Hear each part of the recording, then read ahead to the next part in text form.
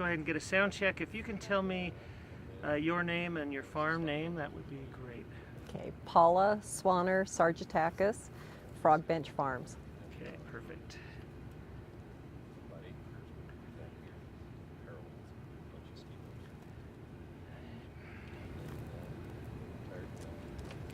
Okay. So why don't you go ahead and just tell me a little bit about your operation, where you're located in Salt Lake City, and just some of the specs of it, that kind of thing. Okay. That. All right. And So you can look kind of at me. okay.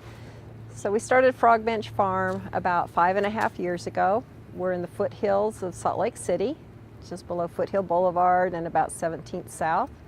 It was important to us to be in the city, and even more important to be by an elementary school if we could be, so that the kids could have farming as part of their daily life. We're on 1.82 acres. We do water collection, solar panels. We're organically farmed and sustainably farmed.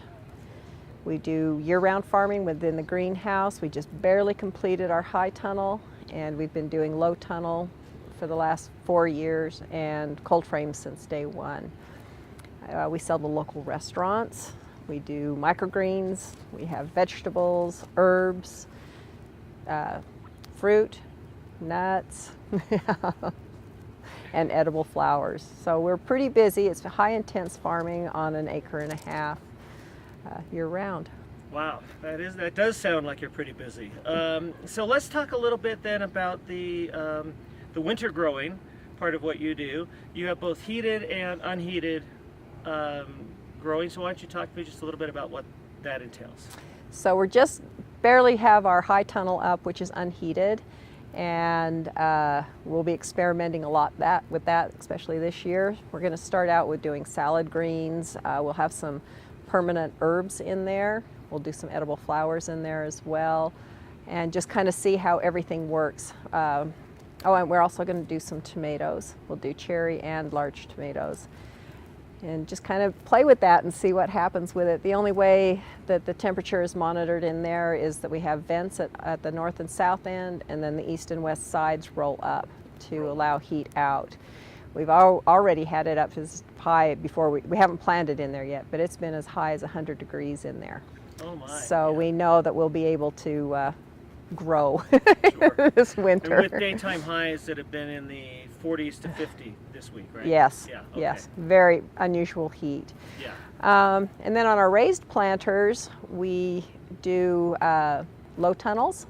So we've put plastic over the top, and then both ends have a polycarb door that actually will open and close as the heat gets to be too much within those as well.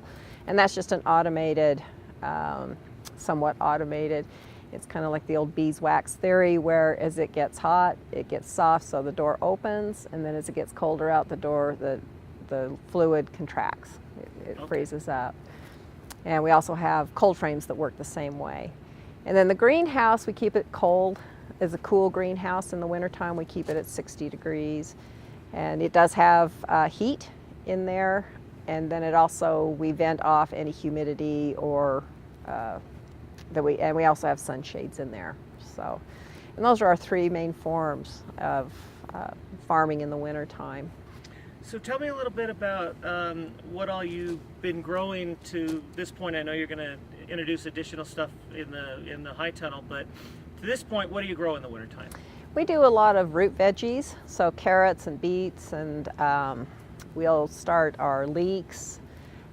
We've got garlic already going for the spring harvest. That's mainly outside. We do a lot of the root veggies outside. Inside the greenhouse, we've always done a lot more greens, a few beans. We're always rotating the beds, and so we'll put some legumes in to enhance the soils in there. And we'll do some of that.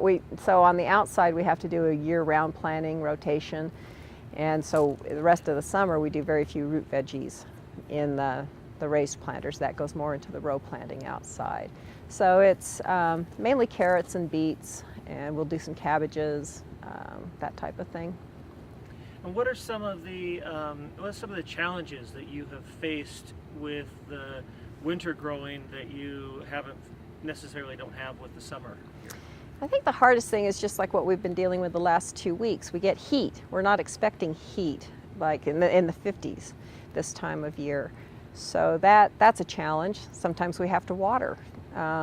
Where normally you would water maybe once a week. We're finding ourselves needing to water a little bit more often, even with the cool nights. So water lighter, because we know we'll have to water the top soils to keep everything happy and growing. That's one. In the wintertime we get a lot more wind, and that can wick off the water as well. But the snow actually can be very beneficial because it can be an insulator for us. So it has its pluses and minuses. It can also collapse our low tunnels.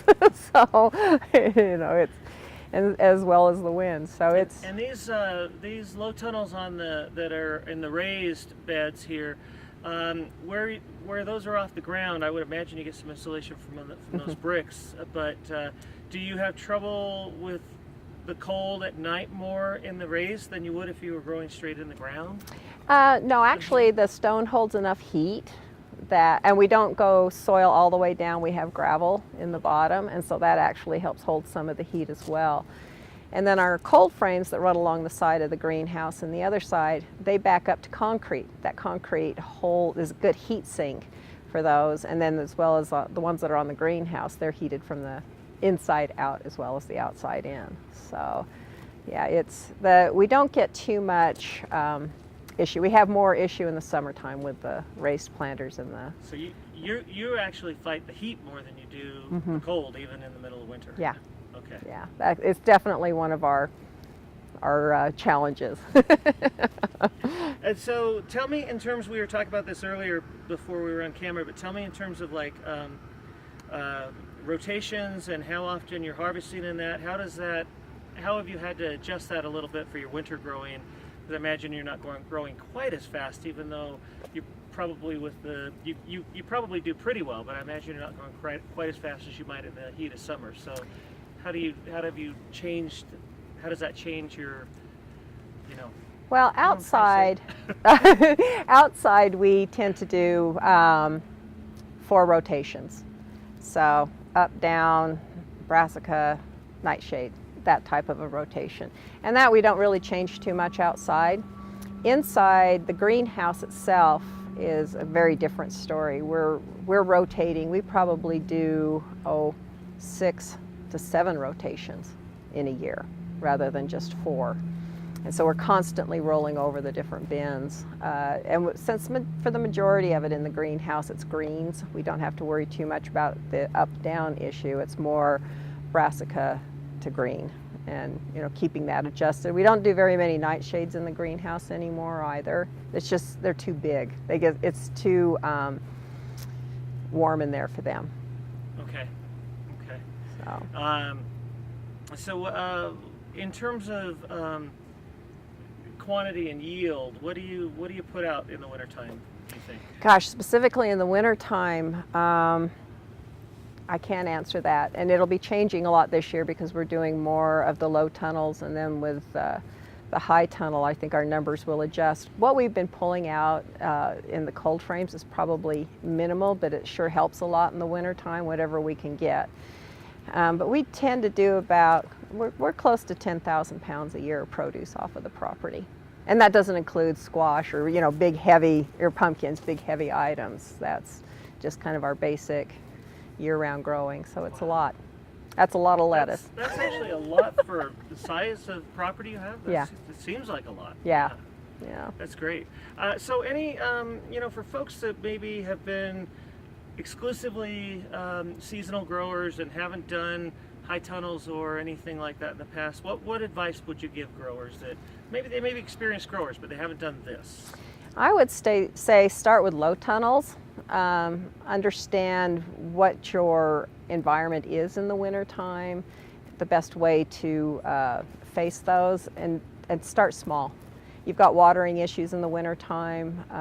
Depending on your site, if you've got frost freeze, then you're okay, you can get water to site. Otherwise, how are you going to water in the wintertime? A lot of irrigation's turned off in the wintertime. So, it's really starting that process of understanding what we assume in the summertime, you can't assume in the wintertime. So start small and learn the new environment, and then keep growing as you're able to. And I would imagine, document your successes and your failures. Absolutely. So you can learn from them. You know, farming is a day of notes and experiments. Excellent. Thank you so much, Paula. Anything else I always leave it up to you to have the last word. Anything else you'd like to tell farmers that might be interested in this? Try it. You know, I think that people are hungry for fresh veggies year round, and the closer they can be to where you are and to your community, the better it is. So give it a try with the winter farming. It's wonderful. Great. Thank you. Mm-hmm. Perfect.